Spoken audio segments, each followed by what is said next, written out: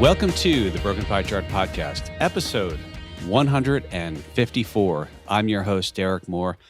Today, let's talk about our stocks re-rating. Are the valuations re-rating? There's been some talk about that with some people on CNBC. Kind of get into that, a little bit about earnings. And then why the shape of the yield curve matters. Why is it that everybody's watching this compression in bond yields? Why does it matter? What does it mean?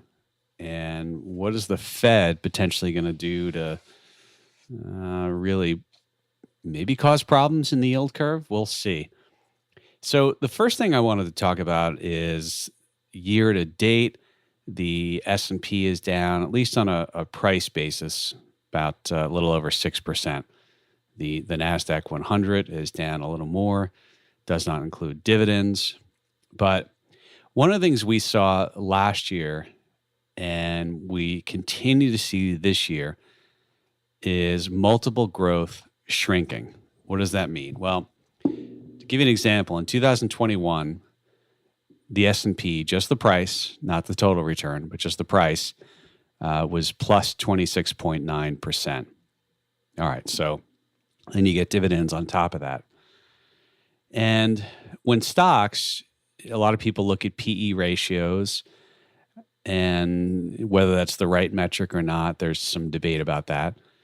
But it's price to earnings. And so in 2021, earnings grew on the S&P 34.5%. All else equal, you would say, well, if the PE ratio at the end of 2020 stayed constant and earnings grew at 34.5%, you would expect the price of the S&P to be up 34.5%. It wasn't. It was only up 26.9%. And the reason why that is because multiple growth was negative 7.6% for 2021. So there was multiple, I would say, a re-rating that went on in 2021. All of the growth was really due to earnings growth. And so let me just take a second to just explain what it is I'm talking about here. So let's say we have earnings of $10 per share in the S&P. And let's say the S&P was, let's not even call it the S&P, stock XYZ, doesn't matter what it is. Your earnings are $10 and the price of XYZ, which is a fake stock, don't go trying to buy that. At least I hope I believe it's still ABC and XYZ, I believe are fake stocks, right? They're not fake. I'm using that symbol. It's not a real symbol. So XYZ has earnings of $10. The price is $100. Its price to earnings, 100 divided by 10, is 10. So it has a PE ratio of 10. That's the multiple that the market is putting on that stock. So let's say that earnings go to $20. If the PE stays at 10, meaning multiple of 10, price would go to 200. But let's say price remains at 100, but now earnings are $20. Well, your multiple is now only 5. Your PE shrunk from 10 PE to 5 PE. And so earnings can grow, earnings can recede, but your multiple can expand or contract. And that's why in 2021, earnings increased 34.5%. The multiple growth was negative 7.6%. And you wind up with a price return of 26.9%. That's kind of what we're seeing this year as well, although the multiple growth has been, last year I said it was minus 7.6%. Believe it or not, year to date, it's negative 7.6%. And by year to date, we are, I think these numbers I have are as of February 3rd.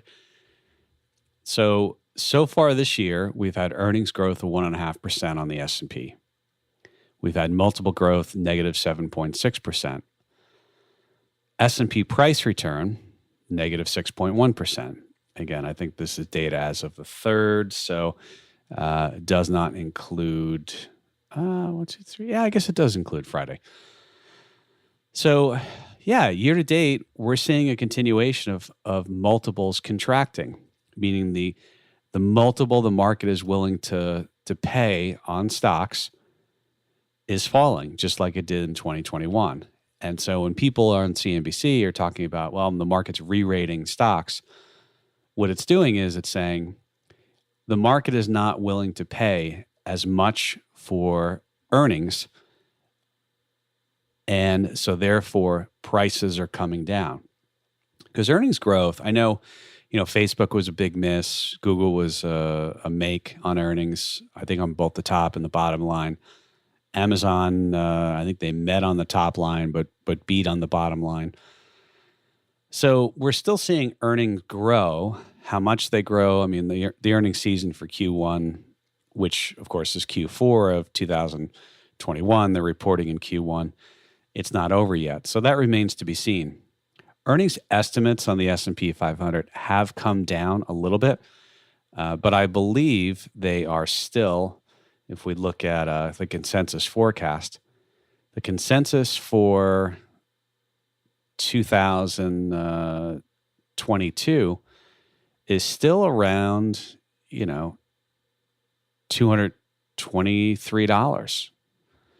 And Q1 was $59.89. So consensus estimates have come down. I think they were a little bit above at the end of, let's say, 2021. Estimates were above 225. I think now the estimates are a little bit, what did I say? About 223.78 is the consensus estimate. So I bring this up because there are, look, I mean, stocks are going to go where stocks go, and price is still a function of buyers and sellers, supply and demand, the momentum that's in the market, and all of these types of things. But the multiple that people are willing to pay and the earnings are they're sort of the inputs on the output, which is price. So another thing too, and then I'll kind of transition to talking about the yield curve and why that's so important and why a lot of people are watching that right now, is look, I mean the S&P 500 after this drawdown year to date, the forward PE is now 19.74. And I'll put a link in the show notes. I like to use the JP Morgan Guide to the Markets. A lot of good data there. But the forward PE was, I think it was above 23. I don't think it got to 24, but I think it was close to 23.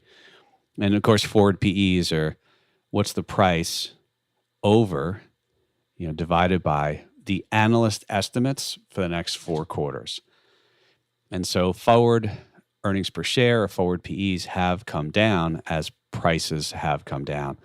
And as people have said, there is a re-rating in stock. But anyway, I just thought it was interesting that numbers don't always line up like that.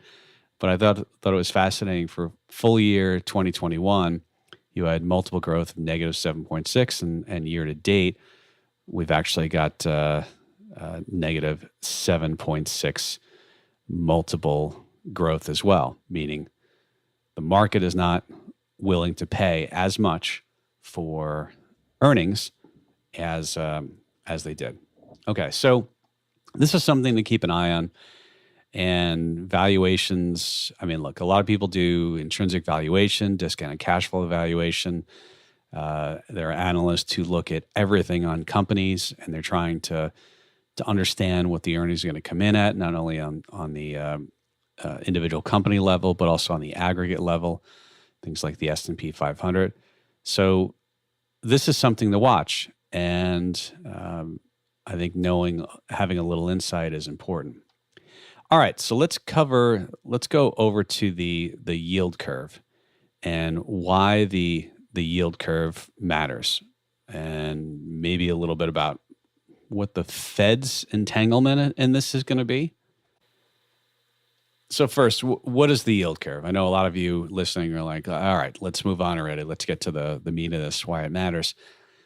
But real quickly, the yield curve is just, if you were going to plot on a graph from left to right, the shortest dated, let's say, U.S. Treasuries, and you can do this for German bonds, JGBs, Japan bonds, or any other bonds. But let's just go with Treasuries for now. If you're going to plot from left to right on a graph, and all the way to the left is the shortest maturity, so it might be a U.S. 1 month Treasury note or bill, or or you go all the way out to 10s, 20s, 30s, Treasury bonds. So if we look at the yield curve, and I should say the shortest end of the yield curve, meaning the stuff that has the shortest time to maturity, that's the part of the curve that the Fed has the most impact on. Because if they raise rates to, let's say they raise rates at the March meeting to 5%, the Fed funds rate. Well, the 1 month Treasury, the 6 month Treasury, the 1 year Treasury, all those should at least be 5%. On the longer end of the curve, though, that's a little more about supply and demand and the market expectations. And yes, the Fed does have a balance sheet, and they theoretically could do open market operations, meaning going and selling bonds or buying bonds. And of course, they've been buying bonds every month, and they continue to buy bonds even this month. I think they believe they've signaled they're going to end the bond purchases in March. Doesn't mean they're necessarily going to sell things off the balance sheet. But so when we look at the state of the yield curve right now, it's starting to get pretty flat. And what do I mean by that? What I mean is, if you look now, the 1 years are 88 basis points, so which is 0.88%. So 1 basis point would be 0.01% yield. So we say a basis point, that's that. If it goes up 10 basis points, let's say it was 0.01, it would go to 0.11. Okay, so 88 basis points is the 1 year Treasury. And then if we go up, twos are now above 1.3, 1.316.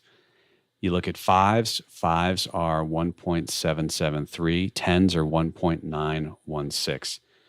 And when you think about this, so if you look at, let's say, the tens, which are 1.196, and then you look at the fives, which are 1.773, when we talk about the yield curve getting flat, it means the difference between, let's say, the fives and tens, or the twos and 30s, or twos and tens, they are getting closer together in yield, meaning the difference. Right now, there's only 14 basis points and change between tens and fives. And what that means is, and twos are 1.316. And so let's just think about tens and twos. 1.916 minus 1.316 is 60 basis points. So you could buy a bond for 2 years and get 1.316% annualized.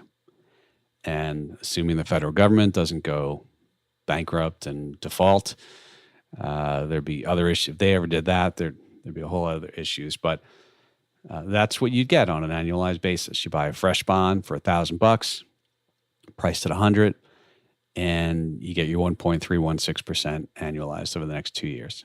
Okay, so you could buy a 10-year bond, same thing, fresh new bond, $1,000 cost you, priced at 100, get you 1.196%. And so for an additional 8 years committing to this bond, you only get an additional 0.6% annual interest. And the further you go out, as we've talked about before in this program, the further you go out in duration in bonds, in maturity, and especially with very low rates right now, your duration, i.e. your sensitivity to interest rates, goes up. And so the term premium, I guess we'll call it, as some people in the Fed like to refer to the different parts of the yield curve, there's not much extra juice going further out.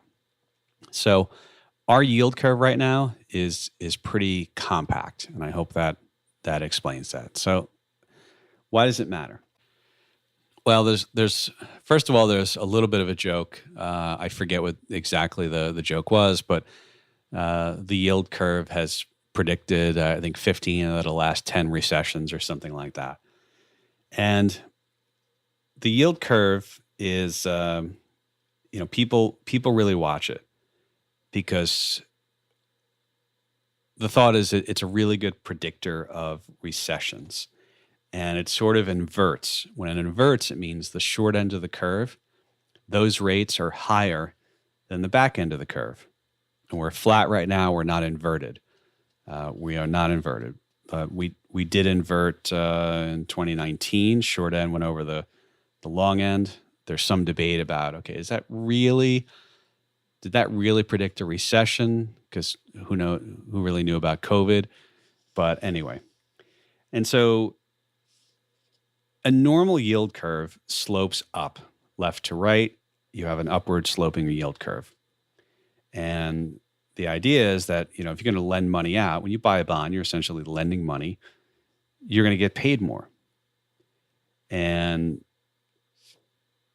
that's just the normal way that things are normally set up. And historically, what's happened is when the perception is that you're going to have a slowdown or the economy actually starts to slow, we see yields on, let's say, 10 and 30-year bonds. The 20 is out there too, although they had stopped issuing 20s for a while. So there's not that much, actually 20s and 30s are actually inverted right now, 2.277 versus 2.213. But I'll set the 20s aside for now for some technical reasons. But you would see 10s and 30s. You would expect those to come down, and you would expect to see the shorter maturities come up to meet them or actually exceed them. But longer term, like 10s and 30s, are good proxies for investors' view on the economy. And if you think about the economy is really going to grow, you would expect those yields to come up. And so the flattening of the yield curve can be a little bit of a recessionary signal. And inversion, as I said, if it goes to downward sloping where the front end is higher than the back end, that inversion, people will say it's come before every recession over the last 100 years or something like that. So why is that? Well, one has to do with inflation expectations. And so currently right now, 5-year breakevens and break-even rates we look at that, it's if you were going to buy, let's say, a nominal treasury versus a TIPS bond, Treasury Inflation Protected Security, with a 5-year maturity, break-even rate is the rate that you're sort of indifferent, meaning it doesn't matter if you buy the nominal bond or you buy the TIPS bond. But 5-year forward rates, break-even rates, are below the 5-year break-even rate, meaning investors think inflation is going to be higher in the next 5 years than years 5 through 10. I know it's a little bit convoluted, but I'll try and link to an episode we did where we actually explain this quite a bit. And so part of this is, in my opinion, is investors' expectations on inflation. And so inflation is perceived, or the indications are that people think inflation is going to be higher in the near term, lower in the long term. And so that's one of the aspects of this. And what's a little bit curious now is that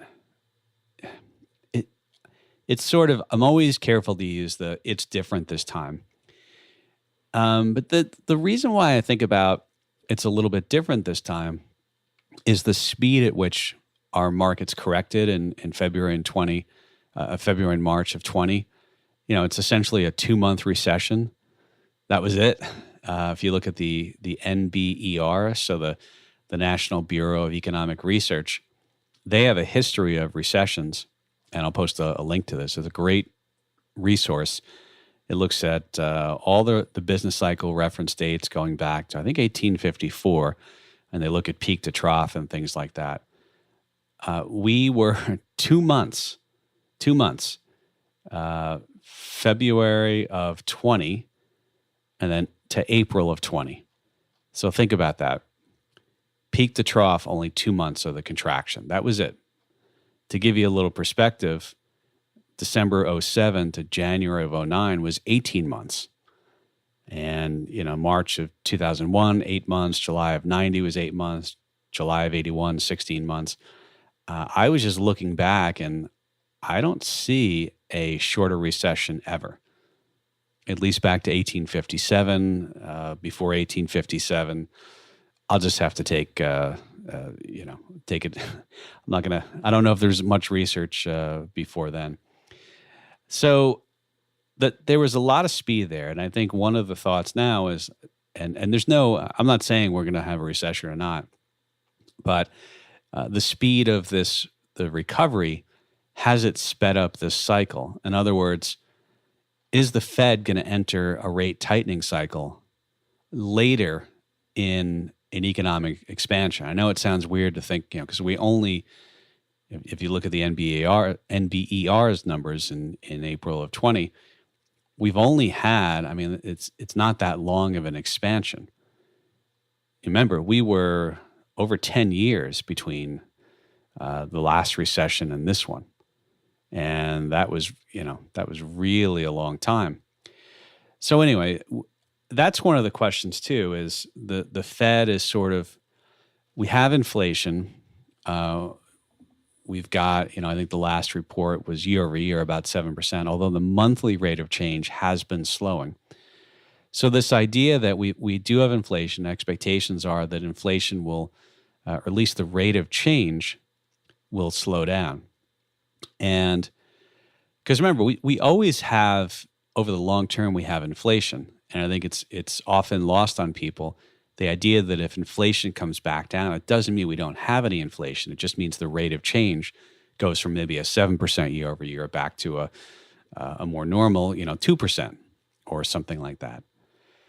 But this idea that we are later in the cycle, even though it doesn't seem like it's been that long, we're later in the cycle, and that the longer term expectations, as evidenced by the yields in the bond market not rising and the curve flattening, a lot of people are pointing to the fact that the bond market is saying they don't believe in this, things are going to just keep booming and we're not going to slow down. So that's one of the things that people look at. And normally in a normal sort of, economic environment and recovery, you would expect yields on the long end to move higher. You would expect the curve to steepen.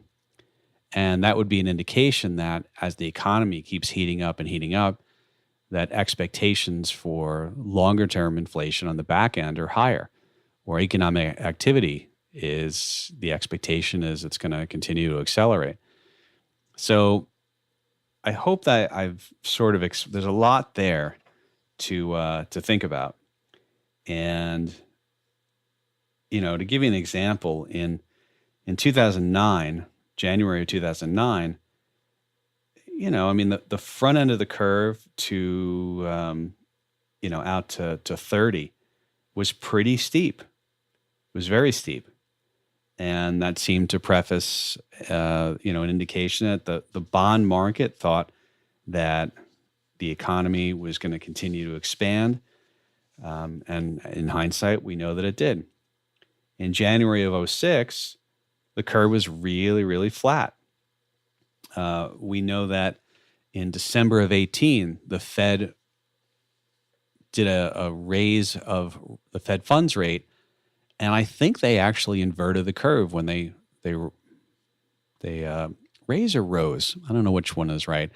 But when they actually hiked interest rates, there we go. I'll use the word hiked. They inverted the curve a little bit. So this is something to watch. And in the Fed minutes, they actually talked about how they are watching the shape of the yield curve. The minutes, of course, were the December meeting that was released in January. And they made reference to the idea of being aware that, of the shape of the yield curve. And so if you think about this, I think Goldman Sachs came out. Was it Goldman Sachs or was it Bank of America? I should have looked this up. But I think one of them, let me just double check real quick because I want to get this right.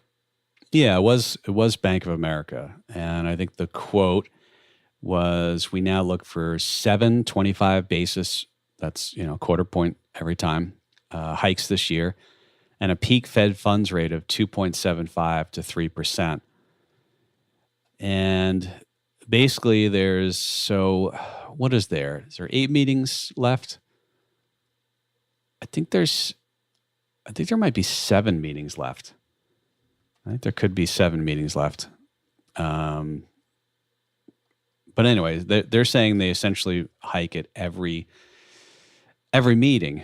And, think about that. When you have a 10-year bond that's under 2%, and if you're going to do 7 rate hikes is 1.75. That goes to, 2%. So it would be 1.75 to 2% would be the reference range for the Fed funds rate. And you have the long bond meaning the 30-year bond, just over 2%. You have 10 years under 2%. So, we started out talking about how the market is re-rating. And again, they were re-rating last year on the multiple side. They're re-rating this year on the multiple side. The amount that people are willing to pay, i.e. for, theoretically for stocks, it has continued to go down. All of the growth in the S&P has been due to earnings growth. And the decline in the S&P this year is due to investors, quote unquote, or institutions not being willing to pay as much for earnings. And so those that do fundamental analysis to an intrinsic valuation, the discount rate, the cost of money matters. And part of this is if you think the Fed is going to really raise rates, then that goes into the equation of what the future earnings are worth as you pull them back to the present value. And on doing a terminal growth analysis on stocks, if you say, I know the earnings going to be this, and this for the next 3 or 4 years, then I'm going to put the company into a terminal growth rate. That discount rate that's used in that mechanism does impact what the present value of future earnings is. So anyway, I don't want to get too off track here and take you down a path, but so what should you watch here? Well, the Federal Reserve has, not the Federal Reserve, the U.S. Treasury has a site. I'll put a link to it where you can see the different yields.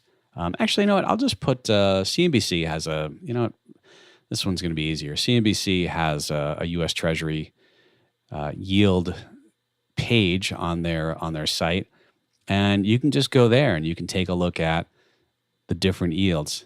And I would be watching those yields and seeing if they compress, meaning if they get tighter, the curve flattens more, or if they start to expand. And then I'll be very interested to see what happens with the Fed funds rate at the March meeting. Now, there's some people are saying they're going to hike 50 basis points. So far, the probabilities don't favor that. The probabilities based upon the CME, the Chicago Mercantile Exchange, they have a Fed probability tool. I'll put a link to that in the show notes. I've done that before. The March contract of the Fed funds future is now indicating about an 85% probability of a quarter point hike. So we'd go from 0 to 25 range to 25 to 50, and only a 14.3% probability of 50 to 75 basis points.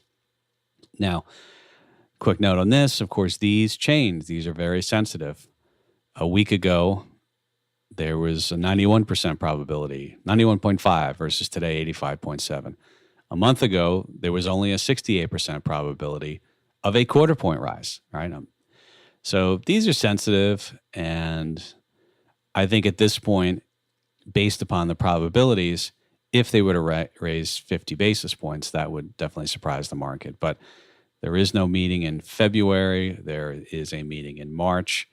And, it's that's going to be around March 16th. So 38 days from now. If actually, I'm cheating. There's a countdown to the FOMC meeting ticker or clock on the CME FedWatch tool. So I'll be honest there. I was looking at that. 38 days, 23 hours, 17 minutes, and 35 seconds from now.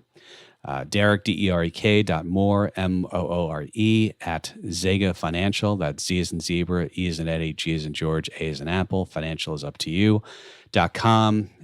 If you want to send in comments or suggestions for episodes. A lot of times the episodes I do are from listener suggestions. And I've had some questions on the shape of the yield curve. So, and again, the offer still stands. If we ever get a listener from Gibraltar, I will autograph a book and send it out to that listener. But alas, we have not had a listener yet, at least according to what I see. All right, we're going to leave it there. But take a look at this yield curve stuff. It sort of matters when it matters, and I think it's the bond market gives you a lot of clues. There's.